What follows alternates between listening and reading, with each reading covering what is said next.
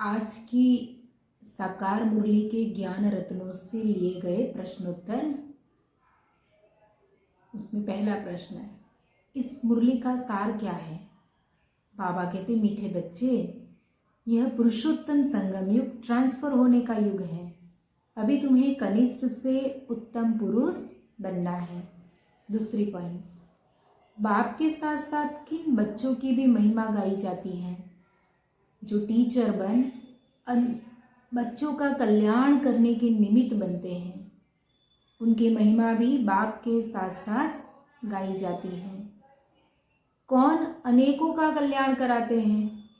उत्तर, करण करावनहार बाबा बच्चों से अनेकों का कल्याण कराते हैं, तो बच्चों की भी महिमा हो जाती है।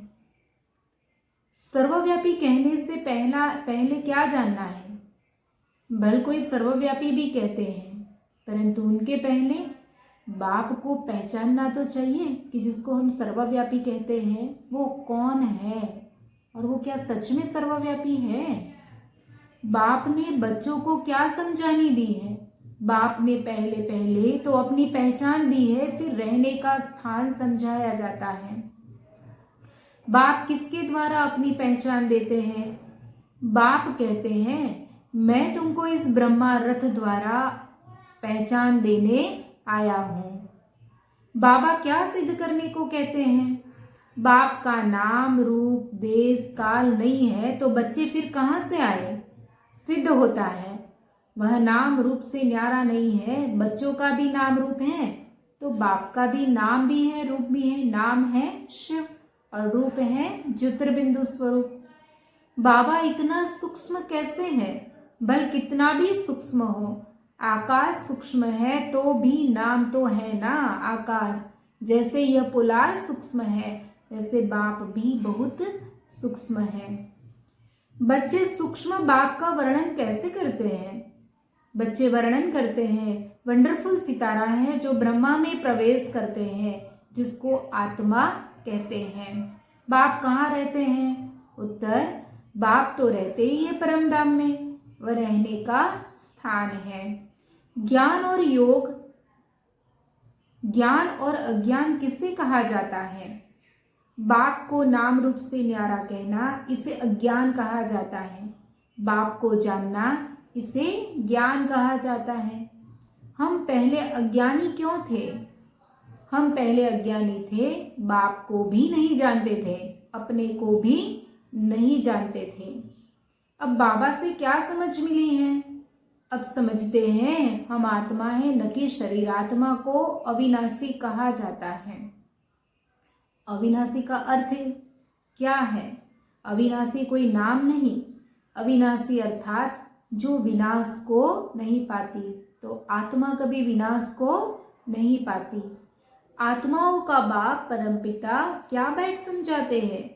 बच्चों को अच्छी रीति समझाया गया है। मीठे मीठे बच्चों, जिनको बच्चे बच्चे कहते हैं, वह आत्माएं अविनाशी हैं। अभी बाबा का क्या पाठ चल रहा है? अभी हम बाबा बाबा कहते हो, यह पाठ चल रहा है। आत्मा कहती है बाबा आया है हम बच्चों को शांतिधाम घर ले जाने के लिए। शांतिधाम के बाद क्या होता है? शांतिधाम के बाद है ही सुखधाम। शांतिधाम के बाद दुखधाम हो न सके।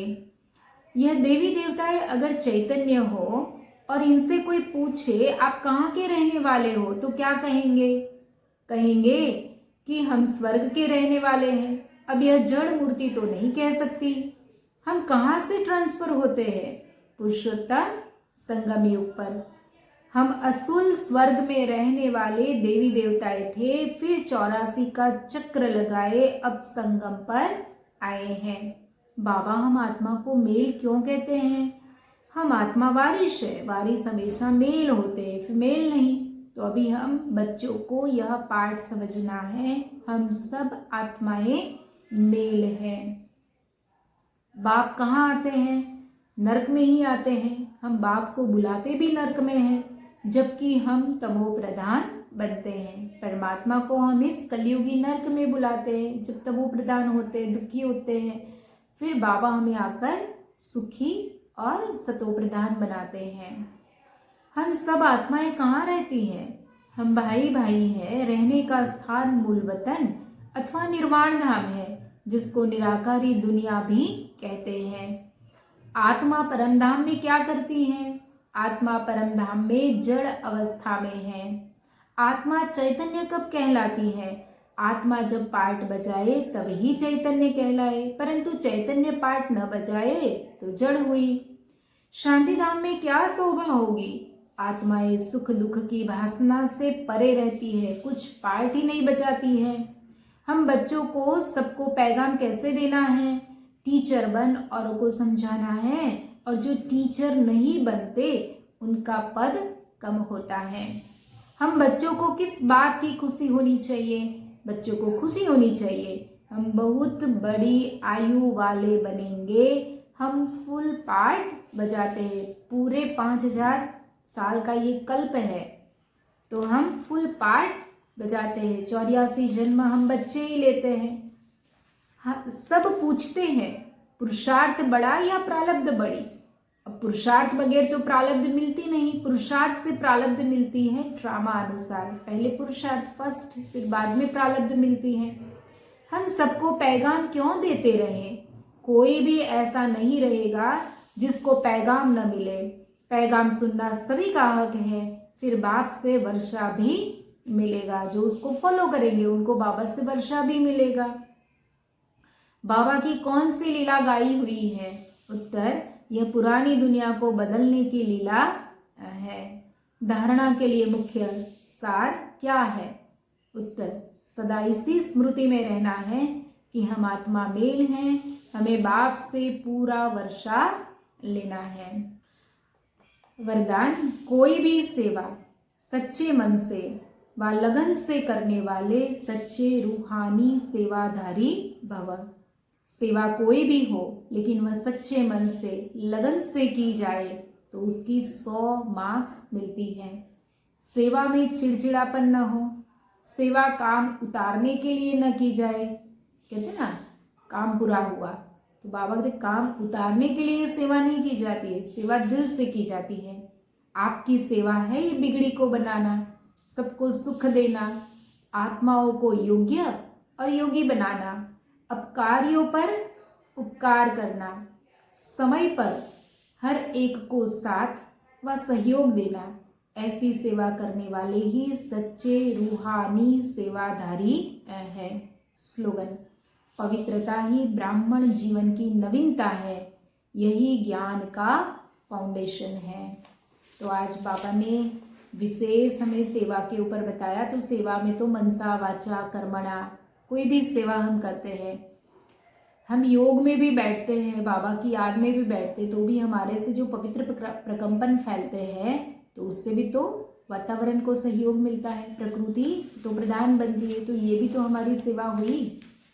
तन से भी सेवा करते हैं भगवान के घर में, धन से भी करते हैं, मन से भी करते हैं। तो बाबा ने कहा दिल से करो, काम उतारना नहीं। एक भी चलो एक काम पूरा हुआ, सेंटर गए एक काम पूरा हुआ, ऐसे नहीं बाबा कहते। क्योंकि बाबा कहते ये संगम युग ट्रांसफर होने का युग है, तो हम जितना दिल से करेंगे, है ना, उस अनुसार हमें वहाँ प्राप्ति भी होगी। ओम शांति। बाबा कहते सारी दुनिया में जो एक्ट चलती है ये सब बना बनाया ड्रामा है। इसमें पुरुषार्थ और प्रारब्ध दोनों की नूंद है। पुरुषार्थ के बिना प्रारब्ध नहीं मिल सकती, इस बात को अच्छी तरह समझना है। मनुष्य से देवता बनने की पढ़ाई पढ़नी और पढ़ानी है।